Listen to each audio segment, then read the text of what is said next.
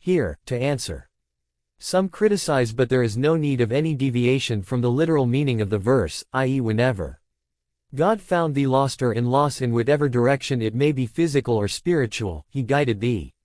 Immediately, that means there is no lapse of time between God's finding and his guidance, and it is obvious that there cannot be any lapse of time between God's creation of Muhammad and God's finding Muhammad's need. Therefore, God's guidance is with Muhammad from the commencement of his existence, whether in this physical or physical spiritual realms.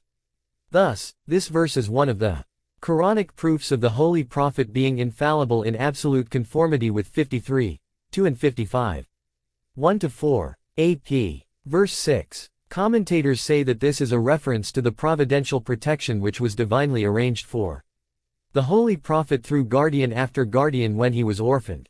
Only a few days after the Holy Prophet's birth, his father Abdullah passed away and he was taken into the care of his grandfather Abdul Muttalib, and when he was only of 2 years, his mother Amina bint Wahab also left this world. And, when he was of 8 years, his grandfather Abdul Muttalib departed, handing over the charge of his grandson the Hab, Prophet, to his son Abu Talib, Ali's father.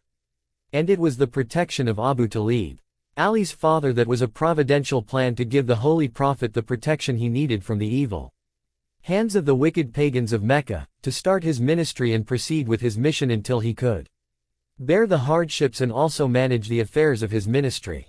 Abu Talib was a father, a guardian, the strongest protector of the Holy Prophet, who suffered the brunt of hostilities of his people but never left the side of the Holy Prophet and never allowed Islam's progress to be stopped or marred by its enemies.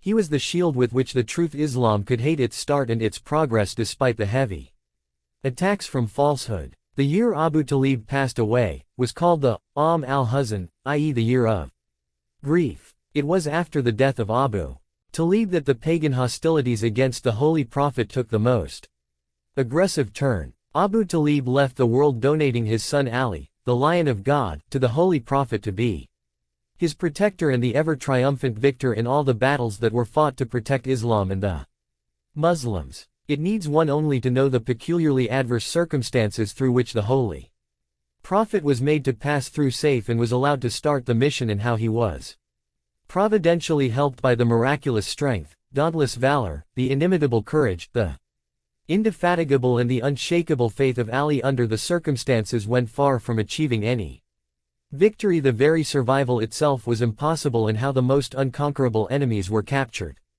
and crushed, never to rise again. It will be only with the correct knowledge of the facts about the services of Abu Talib and his godly son, the lion-hearted Ali, that the extent to which the Holy Prophet was helped by God on earth will be properly assessed and understood. History bears the clearest testimony to the fact that it was Abu Talib and his son Ali that stood by the Holy Prophet and Islam, in all the most adverse and the most difficult circumstances, with none else to match them in this regard. History says that Abu Talib took special care about the safety of the Holy Prophet when still a boy he was entrusted to his care. It is reported that Abu Talib used to make the Holy Prophet sleep in his bed for half the night, and the other half, he laid Ali in it, shifting the Holy Prophet to Ali's bed. The question arises, when the Holy Prophet was yet a boy and had not started his mission, none knew or could even say that one day he was to be the Apostle of God, and there was no necessity for anyone to be an enemy to him. Abu Talib's special care of the Holy Prophet could never be without some inspired knowledge of the actual position of the Holy Prophet beforehand, even while he was yet a boy. The attitude which Abu Talib had adopted was that of the Mu'min al-Fir'aun, the believer of the people of Fir'aun who hid his faith 28. To speak the truth, Abu Talib was the first believer in Islam, and Khadijah and Ali come only after him. Since an apostle of God is the supreme authority of God as his vicegerent on earth, he cannot be subjected to any authority excepting that of the Lord. Hence all the elders, the father, the mother, the grandfather, were withdrawn from this world, and the uncle Abu Talib was kept only until it was necessary for the mission, and when Ali was there to take the place of his father to defend the Holy Prophet and the faith, even the uncle was withdrawn from this world. The Christian missionary force is ever vigilant, not to know any truth about Islam or the Holy Prophet but to avail of even the least falsehood which could be coined against Islam and its holy teacher. Verse 7. Mere common sense would suggest to any learned one to take the meaning of every word in its proper context or study any event with its background. The meaning of the word, zal, is taken as ignorant, whereas it means also lost, and in view of the common story connected with the interpretation of this verse, it means only lost. What the common story says is that when Halima, the nurse to the Holy Prophet, started on her journey to Mecca to restore the young Muhammad to his grandfather, she left him at a place at the outskirts of the town and went into the desert to answer the call of nature. When she returned, she did not find the holy child in the place where she had left. Getting perturbed, the lady reported the matter to Abd al-Muttalib, the grandfather of the Holy Prophet. Abd al-Muttalib, apprehended some foul play on the part of some enemies, came out with a drawn sword and, collecting all his tribesmen, carried out a thorough search for the child, but everyone returned disappointed. Halima ran hither and thither and met an old man and implored him to give her the whereabouts of Muhammad. The moment the holy name Muhammad was pronounced, in the Kaaba, Habal with all the other idols fell headlong to the ground. The old man seemed to be troubled. Meanwhile arrived Abdul Muttalib with his tribesmen and offering his prayer to God, to be informed of the whereabouts of the child. A voice came saying, "Go, he is in the valley of Tahuma." Abdul Muttalib started for the place and on his way, he met Waraka ibn Nawfal, who told him that he saw the boy in the valley of Tahuma. Abd al-Muttalib went there and found the boy playing with the branches of a tree. Abd al-Muttalib had not seen Muhammad since he as a baby was handed over to Halima. He could not recognize the boy and asked the boy if he had seen the child Muhammad. The boy replied, "I am Muhammad." Abd al-Muttalib took his grandson and pressed him to his heart and brought him home. The verse is said to refer to his having been taken for lost and the people having been guided towards him.